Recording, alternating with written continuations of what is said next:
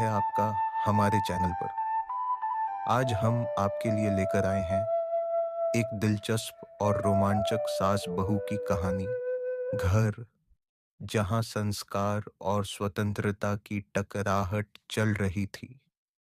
एक सास जो मर्यादा को जीवन मानती थी। एक बहू जो उसे जंजीर समझती थी। और एक नौकरानी जो चुपचाप सब देखती थी। रिया नीचे आती है। मॉडर्न कपड़े, हाथ में फोन और गाने सुनती आ रही है। चिड़चिड़ा अंदाज। सावित्री तुलसी के पास बैठी है, पूजा कर रही है। मम्मी जी, सुबह सुबह इतनी पूजा पाठ? कभी नेटफ्लिक्स भी देखा है क्या? बेटा, दिन की शुरुआत भगवान के नाम से होती है तो घर भी पावन लगता है। और बहू जी की शुरुआत मोबाइल से, घर तो पावन कैसे बने?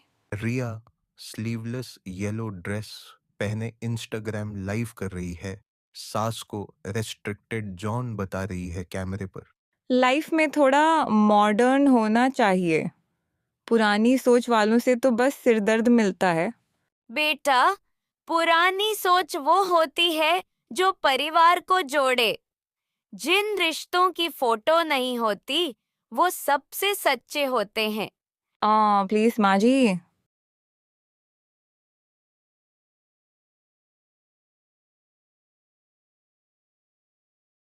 सावित्री देवी रसोई में चक्कर खाकर गिरती हैं।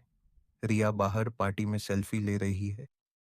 झम्मो उन्हें उठाती है, पानी पिलाती है। मालकिन, आपने कुछ खाया तक नहीं आज? बेटा बोली, मेरा खाना बोरिंग है तो आज मन ही नहीं किया। रिया झम्मो पर गुस्सा करती है। झम्मो शांत रहकर मुस्कुराती है। तेरी शक्ल देखते ही मूड खराब हो जाता है। काम भी नहीं आता ठीक से। काम सीख जाऊंगी बहू जी, पर इंसानियत और इज्जत वो तो ऊपर से आती है। सावित्री अकेली बैठी है। दीपक बुझ गया है। रिया आती है, दीपक को दोबारा जलाती है। माफ कीजिए मम्मी जी, मैं बहू तो बन गई पर बेटी नहीं बन पाई। बेटा, रिश्ते समझ से निभते हैं। आज तू समझ गई तो मैं माँ कहलाऊंगी। रिया अब साड़ी पहनती है। झम्मो के साथ रसोई में मदद करती है।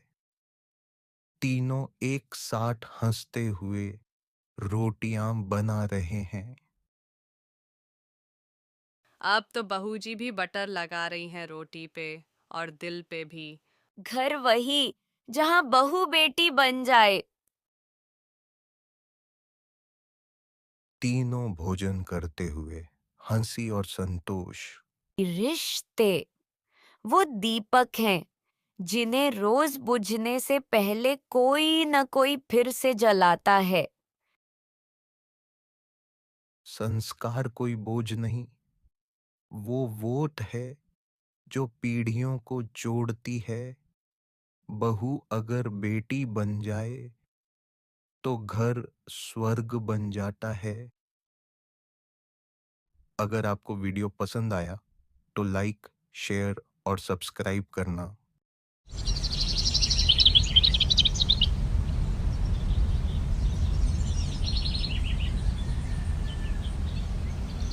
सोनपुर गांव की प्राचीन हवेली में रहती हैं कुसुम देवी, जो अपने बेटे विक्रांत और बहू नेहा के साथ रहती है। कुसुम देवी परंपराओं की सख्त पालक और नेहा आधुनिक सोच वाली।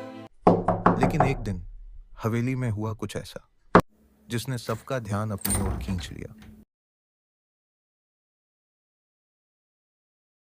नेहा, मेरी तिजोरी से चांदी के सिक्के और अंगूठी गायब है। बताओ, तुम्हारे हाथ तो नहीं है? माँ जी, मैं चोर नहीं हूँ। आप मुझ पर शक कैसे कर सकती हैं? सास और बहू के बीच बहस बढ़ती गई और वे जोर जोर से चिल्लाने लगे। तनाव बढ़ गया।